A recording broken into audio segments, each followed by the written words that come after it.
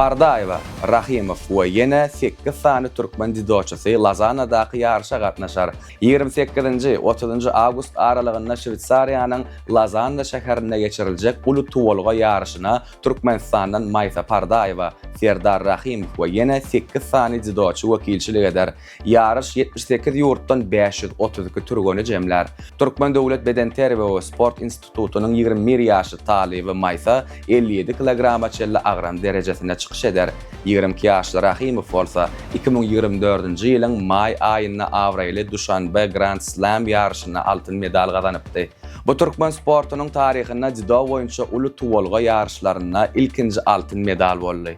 Pardaeva we Rahimov 2024-nji ýylda Paryjda geçirilen Tomsky Olimpiýa oýunlaryna Türkmenistana wekilçilik etdi. Olaryň ikisi-de ýarşy 1-8 final tapgyryna tamamlady. Sizi dünýäniň hem de ýurdumyzyň täzelikleri gyzyklanýarmy? Onu Türkmen portal bilen galyň. Bize agda bolmakly hem unutmaň.